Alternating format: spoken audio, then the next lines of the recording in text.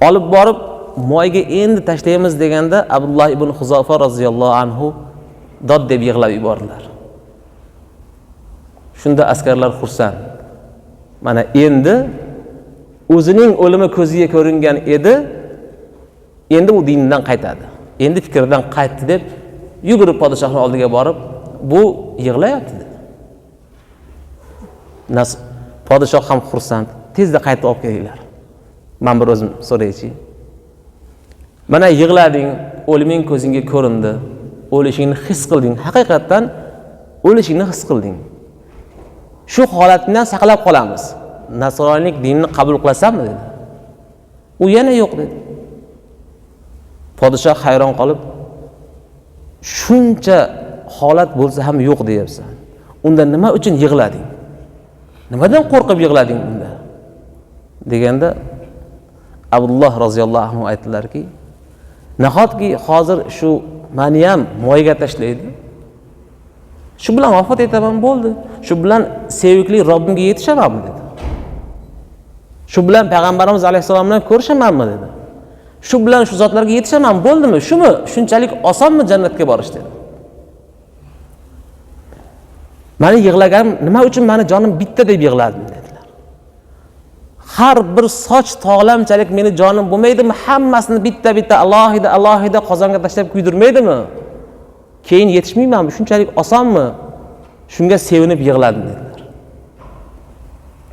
Shunda Qaysar uning matonatini ko'rib, uning dindagi sobitligini ko'rib, bitta shartim bor dedi. Shuni bajarsang seni ozod qilaman dedi. Nima shart deganda? Qarang. Peshonamdan bir marta o'pib qo'ysang bo'ldi dedi podshoh. Sahobaga peshonamdan bir marta o'psang bo'ldi, seni ozod qilaman dedi. Sahoba ham qarang, shu holida ham o'zini o'ylamadi. Nima dedi? Barcha asirga tushgan musulmonlarni qo'yib yuborsang, keyin peshonangdan o'paman dedi. Qarang, o'zi qaysi holatda shart qo'yadigan holati yo'q. Lekin shu holatda ham iymonda sobitligi, iymoni kuchliligidan podshohga shart qo'yadi. Qolgan sahobalarni ham ozod qil, keyingina peshonangdan o'paman dedi. Podshoh mayli. Hamma sheriklaringni ozod qilaman, peshonamdan bir o'pib qo'y bo'lsa dedi. Shunda Abdullah roziyallohu anhu o'ziga o'zi aytdiki, bu bir kofir odam bo'lsa, o'zim uchun emas, shu do'stlarim uchun shuning peshonasidan bir marta o'psam zarari bo'lmasa kerak dedilar. Va peshonasidan bir o'pgandi. Haqiqatan podshoh so'zining ustidan chiqib, hamma musulmonlarni ozod qildi.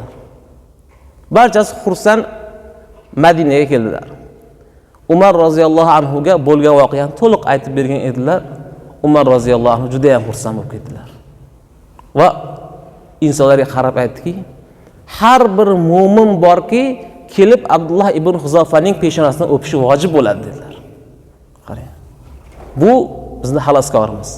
Qancha mu'minlarni saqlab qoldi. Men o'zim birinchi boshlab beraman deb Umar roziyallohu anhu o'zlari birinchi bo'lib Abdullah ibn Huzofaning peshonasidan o'pib qo'ydilar. Bu sahobaning hayotidan nimalarni o'rgandik? O'zining dinida qanday qat'iyatdan turishini va sababini bajarib, sabablarini to'liq bajarib, natijani to'lig'icha Alloh taolaga topshirib qo'yishini o'rgandik. Va yana hatto o'lim kelganda ham o'z dinidan qaytmadi. O'limni ko'ziga ko'rinib turganda ham va oxirida ham nima o'zini o'ylamadi. Balki qolgan musulmonlarni saqlab qolishni. Musulmonlarni saqlab qolish nima degani? Bu dinni saqlab qolish degani. Din ham nima bilan din bo'ladi?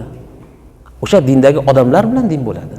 Bir din bo'lsa-ku, birorta ham unda odam bo'lmasa, qanday din bo'ladi? Yoki bir davlat bo'lsa-ku, unda birorta ham fuqarosi bo'lmasa, qanday davlat bo'ladi? Xuddi shunday din ham odamlar bilan, musulmonlar bilan din bo'ladi. Demak, mana Abdullah ibn Huzofa roziyallohu anhu saqlab qolgan qanchadan qancha mu'minlardan islom yana tarqadi, yana davom etdi.